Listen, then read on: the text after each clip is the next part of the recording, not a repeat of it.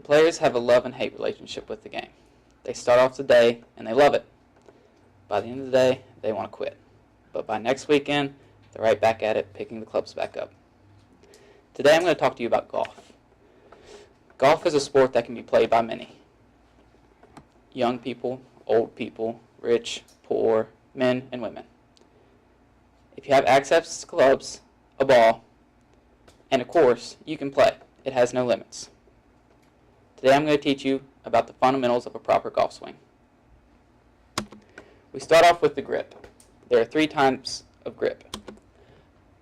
The grip you want to use is neutral. It starts off, when you grip the club, you have 2 V's in your hands. You have this V right here and this V right here. And when you grip the club, for a neutral grip, you want both of them to point up here to the right side of your face. You can weaken the grip, which promotes a fade or slice, which means the ball moves to the right, by pushing them forward. Or if you pull them back, it strengthens the grip, which promotes a hook or draw. The next part is the address. When you walk up to the ball, you should have your target in mind.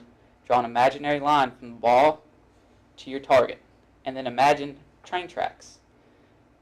That line is one rail, and on the parallel track is where you want to set your feet. You'll open up your toes, square your knees, hips, and shoulders. Bend your knees slightly, and then lean over to address the ball.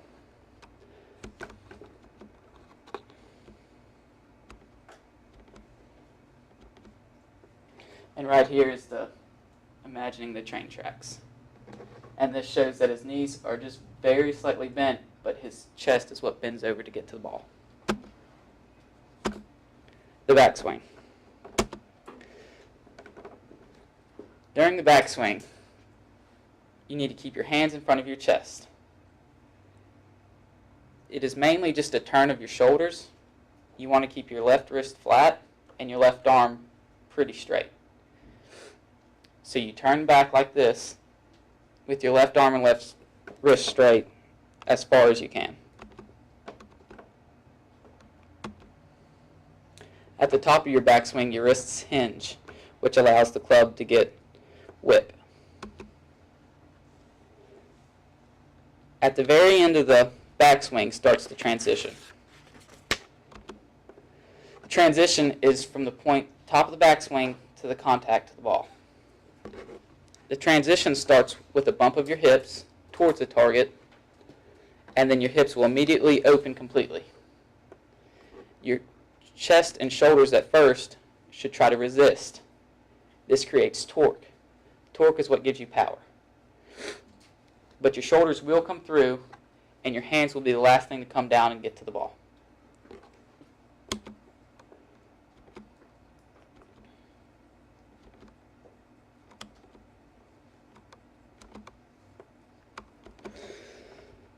The follow-through. The follow-through is a very important part of your swing. It can tell you many things that happen during your swing, such as if you're off balance, it means you're probably overswinging, or if you don't quite get to the perfect spot, it means you're underswinging. The perfect follow-through includes all the weight on your left foot.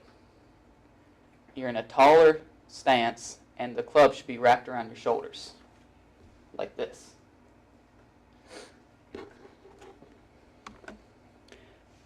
Common flaws.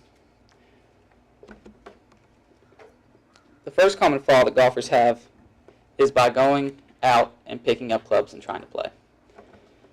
Unless you're Rory, you can't do this. You need help. It's hard to master a perfect swing. The next common flaw is overswinging.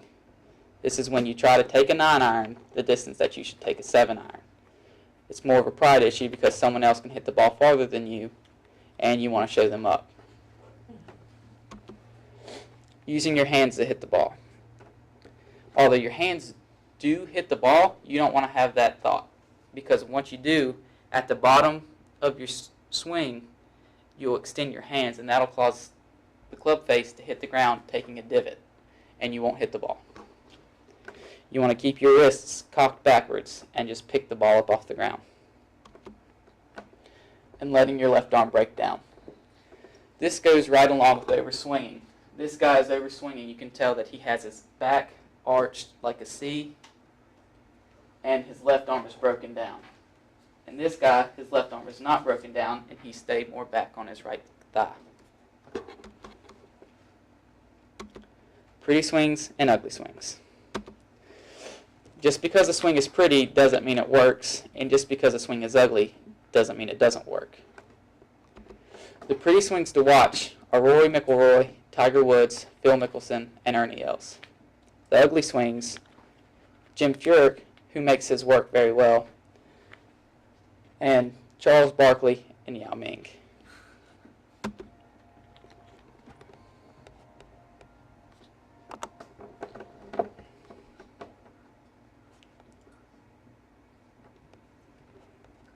There's another hole where Rory McIlroy could get even further into double par land. This is a big hole today. Back to you. 16, so probably a three-shotter. Even if he could possibly get there with a three with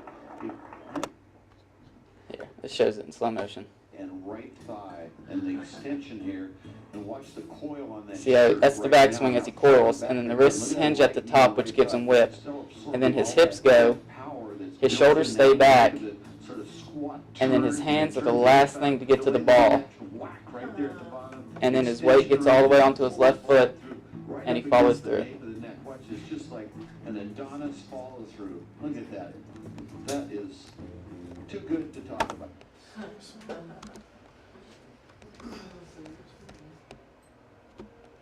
And this is an example of a bad swing.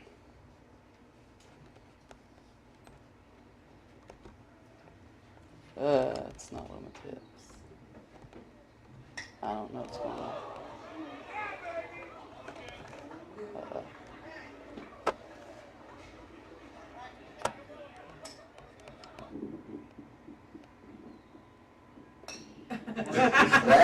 That is not a good swing. This is Charles Barkley. Does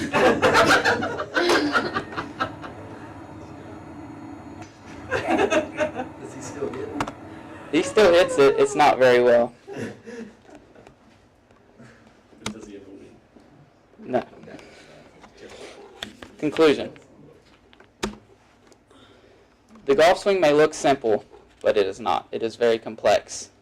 It is put together of simple motions, but putting them into uniform motion is a very difficult task. And it is hard to keep this swing the way you want it. Tiger Woods, once a professional golfer and the best in the world, has now missed cuts. And cuts is when you don't make it to the last day of the round. So he is missing cuts in small tournaments because he's lost his swing. And many professionals have swing coaches that when they start to stray, they can fix it. So if you're thinking about picking up the game, my best advice is to find somebody that knows something about it.